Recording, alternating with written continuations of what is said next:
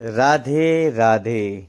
वृंदावन यात्रा में बरसाने में आज हमारा तीसरा दिन, लेकिन आज सुबह की जल्दी थी क्योंकि हमें जाना था गोवर्धन में। गिरिराज जी की परिक्रमा का आज संकल्प लिया था और निकल पड़े 101 नंबर के रूम से। हम तरोताज़ा होके हाईवे से अपने वाहन में रफ्तार के साथ कि हमें आज काम मतलब गिरिराज जी की परिक्रमा करना है। हम वाहन में सवार हुए, लेकिन वाहन अचानक रुक गया। उसका कारण था कि यहाँ पे अवरोध हो गया।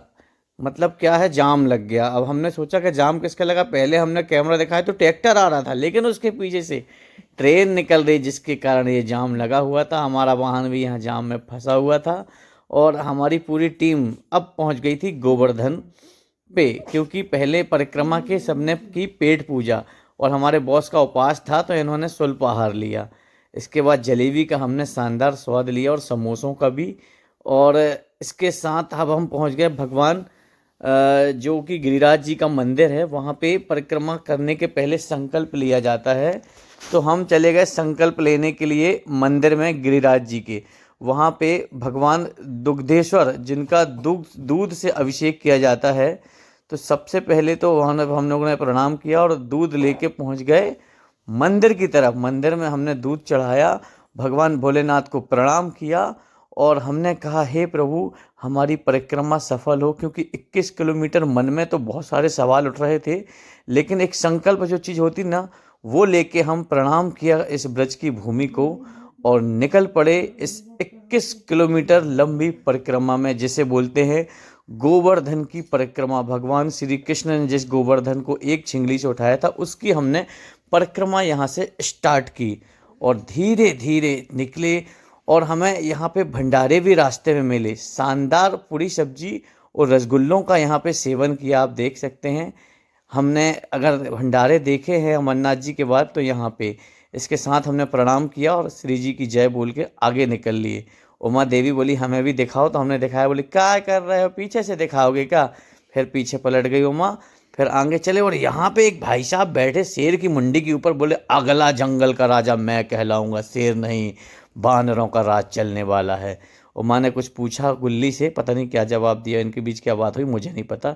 फिर हमें एक माता जी मिली, जिनमें आदमी पैदल चलने में असंभव है, ये माता जी परिक्रमा लेट के कर रही हैं और 111 पत्थरों को भी साथ में लेके चल रही हैं।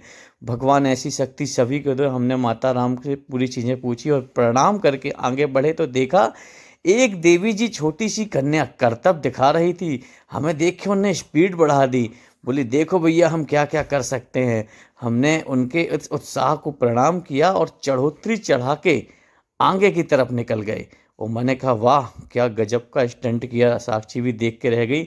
और इसके बाद हम हाईवे से होते हुए निकल के परिक्रमा का आधा पड़ाव हमने यहाँ पे कंप्लीट किया। मतलब 10 किलोमीटर यहाँ से कंप्लीट होता एक छोर। यहाँ से प्रणाम करके अब हमने अगला छोर यहाँ से आगे स्टार्ट किया। एक बाबा जी मिले, इन्होंने कहा कि सीधी नहीं करते परिक्रमा, अंदर से करो। फिर हम यहाँ से निकलते हुए आगे चले गए। हमारे बॉस ने यहाँ पे एक जैकेट छोड़ दी, हम वहाँ उठा कर गए और यहाँ पर हमारे गुल्ली भैया बंदर बन के चढ़ गए एक पेड़ में और उतरने का नाम नहीं ले रहे थे। और महिला मंडल को मिल गया क्या, जिसकी तलाश रहती है, शॉपिंग करने की जगह है, और मिल गया क्या, कड़ों और चूड़ियों का पहाड़। छांटने में दोनों ही देवियां लग गई वहाँ पे। सोनू भैया को चाय का चस्का लगा और पहुँच गए विष्णु तिवारी जी की दुकान। हमारे अंकल जी की याद आ गई इनको देख के, बहुत बिल्कुल उनके हम शक्ल हमें देखने को मिले। तो हमने चाय पी और उनके बोर्ड पे हमने नज़र मारी कि जिसको भी चाय पीना हो तो पी सके। इसके बाद हम यहाँ पे आ गए भगवान श्री कृष्ण के एक शानदार से रूप के दर्शन करने के लिए, जिन्हें हमें बोलते हैं श्री कृष्ण भगवान का एक बहुत ही अच्छा चित्रण हमने यहाँ पे दर्शन किए। और हमारी साक्षी दीदी ने बोला, मामा अब तो फुल्की खाना है, बहुत देर से पैदल चला रहे हो। हमने कहा ठीक है। गुल्ली बोला, मैं नहीं खाता मामा, मैं तो पूरी परिक्रमा करूँगा। रश्मि ने कहा, देख लूँ कितने पैसे हैं मेरे पास। उमा कही, अरे कोई बात नहीं, मैं तो कुछ नहीं दूंगी।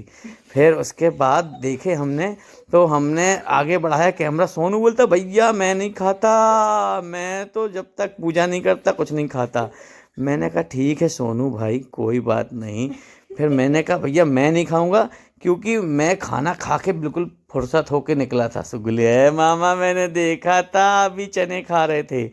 फिर उसके बाद हम पहुंच गए राधा कुंड में। बहुत ही फेमस कुंड है, इसका उच्चारण शास्त्रों में भी है कि राधा रानी की महिमा के कारण ही आप देख सकते हैं मेला लगा हुआ है इस कुंड में। इसके बाद हम पहुंचे ललिता कुंड। ललिता कुंड में भीड़ नहीं थी क्योंकि वहाँ गहराई बहुत ज़्यादा है। सोनू भाई ने दूर से ही प्रणाम किया और बोला चलो भैया चलते हैं, बहुत लेट हो रहे हैं। अभी भी यहाँ से 8 किलोमीटर परिक्रमा और बाकी थी। फिर यहाँ पे श्याम कुंड पड़ा। श्याम कुंड को भी हमने दूर से ही प्रणाम किया और बोले कि भगवान थोड़ी शक्ति दें। हमारे बॉस थोड़े से यहाँ पे नर्वस हुए तो यहाँ पे बैठ गए वो पैर की मालिश करवाने के लिए आधुनिक यंत्रों के साथ। गुल्ली भैया बोले हमें भी और साक्षी दीदी बोली हमें भी। इसके बाद रश्मि दीदी का कहना था कि हम भी थक गए, तो ये पूरी उपाध्याय फैमिली बैठ गई मालिश करवाने के लिए। जब तक हम लोग क्या कर रहे थे, रास्ते के मज़े ले रहे थे। गुल्ली बोला मामा इसमें तो बहुत अच्छा लग रहा है, तो यहाँ पे पूरी फैमिली ने मालिश करवाई। एक बार नहीं भैया, दो दो तीन तीन बार। ये भाई बोला काश मुझे भी कोई कहीं ले चले तो मैं भी कोई नया। मैंने कहा कोई बात नहीं, अगली बार मैं अपनी कार लेके आऊँगा, छोटे भाई तुमको छोड़ूंगा नहीं। इसने कहा ठीक है भैया आना ज़रूर, इंतज़ार करूँगा यहाँ पे तुम्हारा। फिर हम धीरे धीरे बढ़े आगे जयकारे के साथ। या देखिए हमारे बॉस को 2 लोगों का सहारा लेना पड़ गया क्योंकि बहुत थक गए थे, बहुत मेहनत की इन्होंने। तो अब यहाँ पे सहारा लेके साली और साला को दोनों निकले। उसके बाद यहाँ पे देखें हमने एक नई चीज़ देखी। लेज़र शो में भगवान श्री कृष्ण की गोवर्धन लीला का यहाँ पे चित्रण किया जा रहा था। बहुत भीड़ थी यहाँ पे, लेकिन हमने थोड़े से जगह अपने कैमरे में दी और इस जगह को भी हमने कैद किया। अंधेरा चारों तरफ था और बहुत ही शानदार पानी में ये शो चल रहा था। इसके बाद हमारी इस 21 किलोमीटर परिक्रमा का यहाँ पे समापन हुआ और हमने भगवान श्री कृष्ण और श्री जी को यहाँ पे प्रणाम किया और कहा कि आपकी कृपा से ही हमारी यात्रा संपूर्ण हुई है। हमने मत्था टेका ब्रज की भूमि पर और हमारी आशा है कि जब भी आप आए थोड़ा संकल्प से ले यहाँ पे। और अब हम यहाँ गए वृंदावन धाम में और हम पहले अपने पुराने पाठक जी के ढाबे पे आए, जिनमें भैया जी हमारे जो चाचा जी। के बाद रात में हम लोगों ने लिया यहाँ पे त्रिवेणी में रूम और हमारी उमा देवी और हमारी ये साक्षी दीदी ने विश्राम और आधे लोग सो गए, आधे लोग जग रहे थे। गुल्ली हंस रहा था। और जय श्री राधे। मिलते हैं कल चौथे दिन में अगले ब्लॉग में।